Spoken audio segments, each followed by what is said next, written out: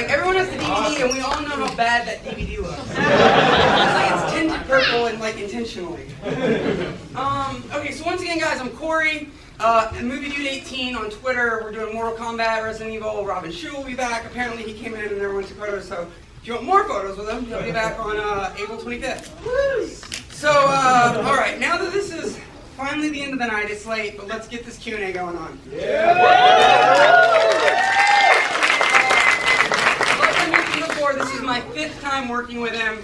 He's nothing but a class act. He's nothing but a great guy. He's the hero you look up to that lives out to be the legend that you thought he would be. Steve Cardenas.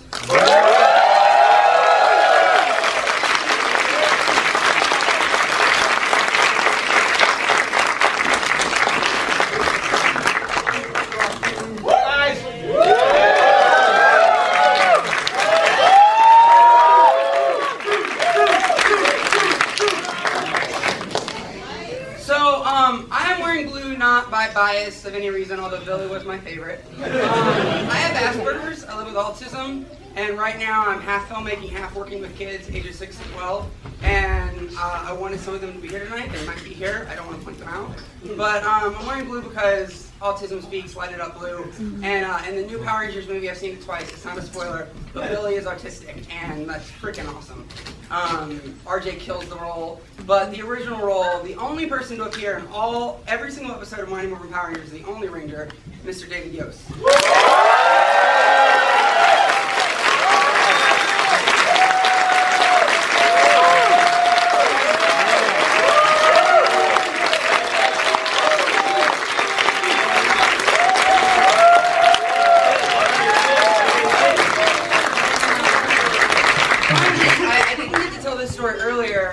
And Lord knows he probably doesn't remember me, but I used to weigh 340 in high school, and instead of going out, I used to just troll IMDb message boards. And someone posted an email and said it was Johnny Young Bosch, and I had no idea until a couple years ago that it was in fact his email, and he helped me out a little bit through bullying and pursuing my dreams, and ultimately I made it out here, and I'm now getting to say his name, and he's the coolest guy, Johnny Young Bosch.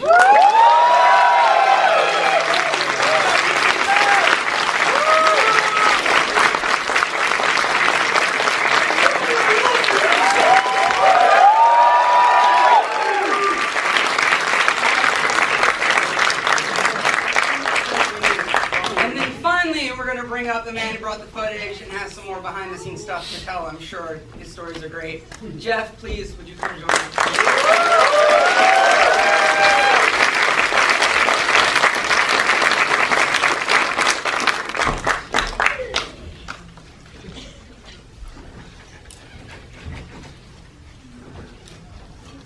The mics aren't on. Mic drop. Mic drop. There you go.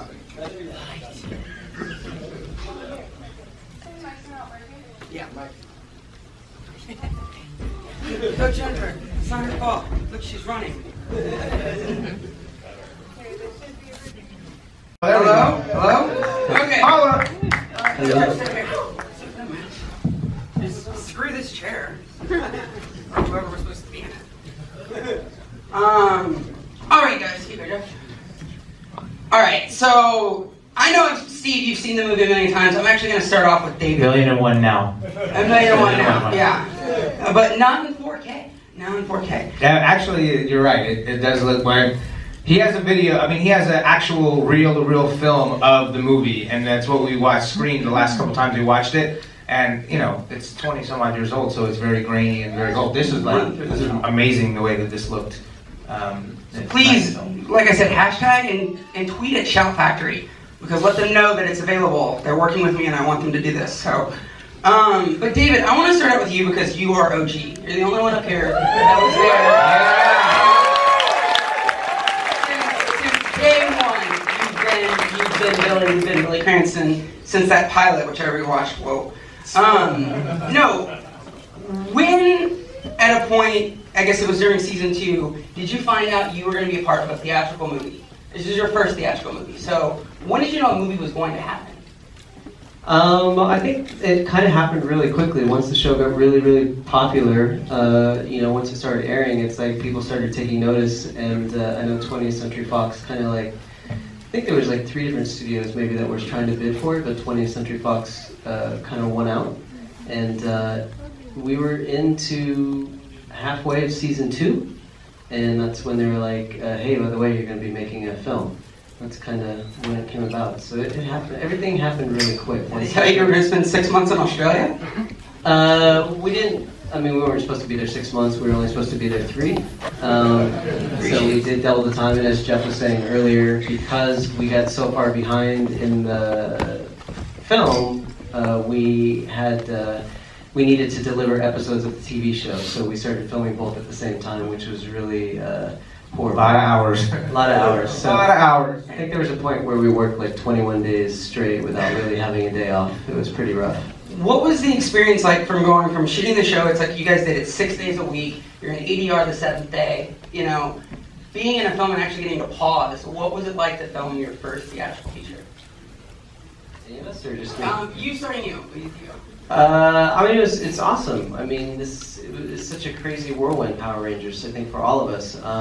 When we filmed the show, and we filmed basically the whole first season before it even started airing, we had no idea how popular it was going to become or anything. We had nothing to gauge it on. So once it aired, it went right to #1. And it just kept getting more and more popular. You know, Christmas came around and you guys were brats and you were telling your parents, I have to have this toy. And your parents stayed in line and they fought other parents to get the toys. And then I think because of that craze, and then we did this huge appearance at Universal Studios and we shut down the freeways here in Los Angeles. We shut down Universal Studios. Because of all that popularity, that's when you made it. That's when we knew, like, holy, you know, this is a big deal, and that's sort of probably what led to all the studios wanting to do a film with us. Steve and Johnny, I do know for a fact you guys auditioned in the same city, in San Antonio. And like you said earlier... In Dallas. Dallas. I knew it was Texas. But, no, did you guys meet on day 1? How did the audition process go to get on the show? No, there was like 4,000 people at that audition. Because it was what they call a cattle call. They just did like an open call audition, like they do like with American Idol, or they just travel through different cities and they just look at anyone and everyone. And that's kind of how it was for us. So we both went to this open call audition, but we never even saw each other. We didn't even meet until when they called us back a couple days later after I got a call back and they flew us to California. That's the first time I met Johnny, when we were on the plane together to fly from Dallas to Burbank. Johnny? Add to that? Johnny, did you meet me before? No. No, okay. Yeah, I mean, it was like you said, a cattle call, and you had to go in there. I think at the time it was really, you had to be a martial artist, a gymnast, or a dancer. I think I remember you saying that. And you had to be 18 too. We were weeding people out really fast for that reason alone. And I remember they would bring a bunch of people in, and it was like, you could stay, the rest of you go home. Like it was going through like my looks, and then they'd ask you to do your whatever it is you came to do, flip or kick or whatever, and then they gave us a monologue, you know, to read from there. Sort of. Man, pretty much. Pretty much. Yeah. But I don't remember the monologue. I thought we did that like on the callback. The first. Oh, really? Yeah. They never gave me a script. It was just that good. When you guys joined the show, though, did you know that you were also signing up for a movie? No. Not at all, yeah. I had no idea what I was. Yeah, they told us on the day we got hired, they said, oh, and by the way, you know, we're going to shoot for like a month and a half, and then we're shutting production down to go to Australia to do a movie. And me and Johnny and Karen were just like, what? I couldn't believe how our lives had changed, you know, in a matter of like 4 days. Nuts. Yeah.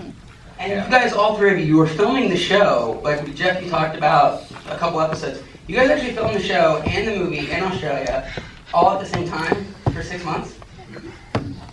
Yeah. Like, when did you speak? Kind of. When did you read? Like, Oh, no, we didn't. Yeah, there really wasn't a break. Actually, we did have cots of our color. Do you remember that? Yeah. Near the command center, and we can go sleep on our cots. That's right. There wasn't a whole lot. It was a lot of work. Even when we first came, Yeah. you know, in the first couple of weeks was just a ton of work. Like you were going through it, showing us how to react, and we're like, what are we doing? You're like this, and pulling us by the belt. Oh, woo! And so it was like getting through, like, I mean, even as a martial artist, like going in and doing like fight choreography was totally different, you know? Because as a martial artist, you just want to punch straight, you know. But no, you got it has to be big, it has to be wide. You have to be able to see it. It has to look pretty. So there's a lot to learn, actually. Yeah, I got a phone call from Chaim just before you guys came, and he said, "Pruitt, I have these new kids. They are wonderful, but you must make them look good at all costs." And I said, yes, sir, no problem. And you did. You guys were great. And your acting got better as we went along. They didn't have any acting experience. They just threw these kids in there and said, "Okay, you're a TV star. Go." It's true. It's true. It was. Yeah, actually, remember Paul Schreier was our acting coach for a little while. Bo was our acting coach for like the first few weeks when we got on set. I'm glad you got pretty much like right when I got to be a good actor, right when I felt like, okay, I think I know what I'm doing, they fired us. Then you did Devin's Ghost. So. Exactly. Yeah. What was harder to pick up, the acting or actually the martial arts choreography? Because you have to choreograph these fights, and that's part of Jeff's job. Well, they had no. Steve and Johnny were already great when they came, and they could do the choreography. It was no problem really for them. But for Karen Ashley, she didn't have that martial arts background, and so for her, I had to come up with things that would fit her character and things that she could physically do. But we did. We came up with some good stuff, and they look good on the show. Yeah.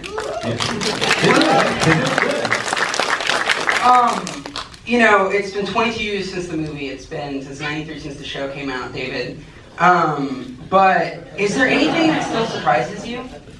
Anything at all with these fans and these cons and these? This is an event I feel like you guys haven't really done much of, but at any of these events, is there anything new or fresh? Or anything? For me, I mean, yeah, always there's something fresh. I mean, for me, it's just humbling and it's so awesome because we get to travel all over the world and go to different Comic-Cons and meet fans and just hear how Power Rangers has influenced their life. Like how you say, you could relate to Billy and stuff like that. And so we get to hear those kinds of stories. So for me, I always get to hear fresh stories. And that I love. And so somebody always surprises me with something. Nothing about that ever gets old, I mean, just knowing that, people come up and say, "Hey, you were such an influence on me. You're the reason I became this or whatever." I get that. As a young kid, I was bullied, and then I got into martial arts and it like turned my life around. But one of the things that got me into martial arts was watching The Karate Kid. And so the first time that I ever went to a Comic-Con and Ralph Macchio was there, I went up to him like, "Dude, you are the reason I got into martial arts." I remember you were one of those fanboy, I was geeking out. And oh, that's great, man, that's good. So I mean, it's like, so when people come up and say that to me, I get it, I can relate. Probably more than a lot of people. So. As far as like new and fresh, like I've seen this movie maybe 5 or 6 times. Really? Yeah, and the funny thing for me is I remember the first time I saw it, I was like that, like hearing your own voice on an answer machine. I can't watch myself. But now, like the more times I watch it, the more I'm like okay with it. It's like, I was just saying, that CG's all right.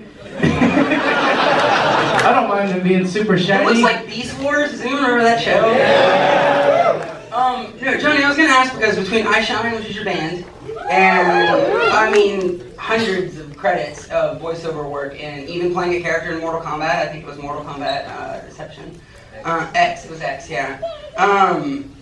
What is the toughest? How do you balance doing cons, meeting fans, still living the Ranger life, working with I Shine, and he was an ADR until like 7 o'clock today, and then ran over here and texted me every 5 minutes. I'm coming. So how do you balance that all? You just find time for the things that you enjoy,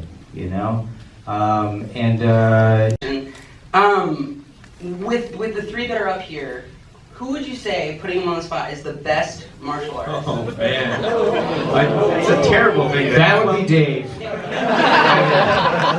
Incredible. Did you ever film that? He's really a ninja, actually, I think. Did you film that scene with the sticks that we saw in the pre-footage? We did film it with Mariska, I think. But it just never, because it was Mariska, it never made it to air. We shot a lot of stuff. Yeah. Like we each had different things. Like what one was your character was I was fast. Like originally the frog was quick or something. It had something to do with speed. because I remember like my training sequence was like trying to catch flies with chopsticks. And I get frustrated. It's like I pull out my Morphin gun and start shooting them. But like that's what it was like. You're gonna be the fast one or whatever, you know. But You're the frog. That's. all right.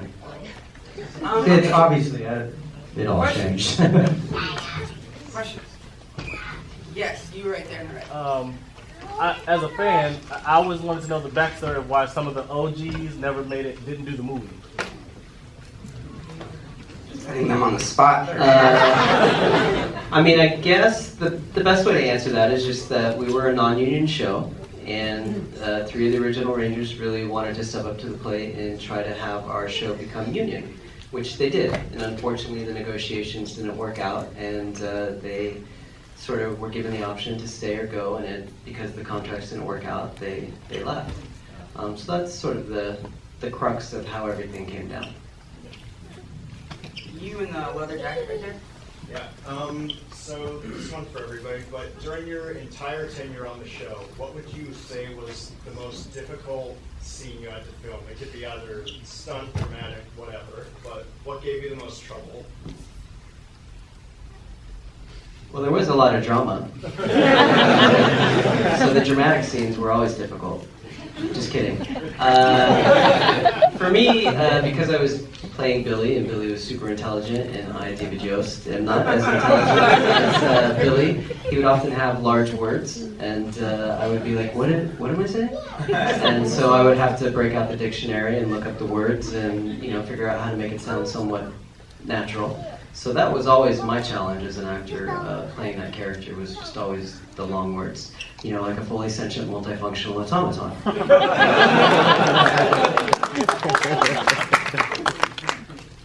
Yeah. William, go. I need you. This question is for Jeff. What happened to the props, the costume, and the weapon? That was Mark, right? Oh, yeah. That was Mark Richardson. Yeah, I didn't do the Top in the red shirt. Yes. My question is for the Rangers. When you auditioned for Power Rangers, do you think the legacy would go on as far as it has? When we were auditioning, That's more of a Did you question think for that David for when sure. you joined that it would end up still be going 20-something years later? Still going new. I mean, when Johnny and I got hired, you know, it was already in the height of popularity. It had been on for a year or so already at that point, and all the stuff he was talking about with the 101 freeway getting shut down and parents, you know, trying to kill each other over the toys and everything. You know, that's what made it popular, and you know, which gave it all the media attention. And so I was already very familiar with the show, because back then I just liked to watch anything with martial arts on film. So I was like, I'll watch this little kid show. It's got karate in it. Cool. I like to watch fight scenes, you know. And I kind of started watching the show and liking it, you know. So I was familiar with it, you know, before we even got hired. So I knew it was a popular show, but did I think it would be popular to this day? No, I didn't think it would. You know, I thought it would be a phase that faded with the '90s, you know. But everything's Well, back when Koichi and I were roommates, way before Power Rangers started, we saw a black and white ad in Variety magazine, and it was the toy company trying to sell the rights to the Rangers. And at that time, they were trying to make a deal with Stan Lee of Marvel to do it, and he wasn't able to make the deal, and so Margaret Loesch came along to help Chaim to get it going. But I remember Koichi and I looking at each other, and I said, do you think kids in America would really like that show? And he said, oh, yes, all kids like that show. And so then, like about a year later, I was doing the show, and crazy, yeah. And it took off, and I remember Chaim told me, he said, I've got the rights for 20 years. We're going to keep doing this for 20. I said, this 20 years? No show lasts 20 years. That's crazy. You're in a couple more. You and the blue I saw first, the blue and glasses. So Billy. Were you really disappointed that you were a fraud? You liked it too. Yes. No, I wasn't. The thing is, that wasn't scripted. The actual script was, she just goes through and then it's like, you're fast or whatever it was that she said. And I remember just being bitter about something else. and being away from my family, whatever, a ton of other things. But then I like asked if I could play this and just be bummed because it's a frog, and I tried to explain to the director, I was like, they're not that fast, you know, I used to catch them when I was a kid. And then he was like, well, let's do it like the script is first, and then let me see what you're talking about, we'll try it. And so I got to try it that way, and he's like, okay, that works, and then they came up with a line for her, and then that's what it ended up being. So, yeah, so it wasn't really. Last question up here. You kind of look like Becky G. Yes. In the shower. Yes, you. It's Arisbeth. Oh, I remember you. How'd you get? Hey. Okay, so this question is from my boyfriend who couldn't be here, so I'm gonna ask it for him. He goes, how do you feel being known as only as a Power Ranger, although you've done other things? Does it ever get tiring of people beating you in anything like basketball, checkers, or everyday things and bragging about how they beat a Power Ranger? That's why I learned jujitsu, you know what I mean? I wanted to make you know, you were not going to beat me that easily. Alright, so it's been 22 years, this movie, I think, honestly, I love the new school, but there will be nothing better than the old school. I think that you go to Hot Topic right now, like, everything's like Power Rangers or Ninja Turtles. Like, I feel like we're not doing enough of the original stuff, but like, I don't mind that we're bringing this stuff back. Because it should have never left in the first place. But I want to ask, to sum it up in final words, the movie, forgetting the show, spending time in Australia at the age of 18, 19, you guys filming your first theatrical feature, what did you take away most from the film? And that includes Jeff.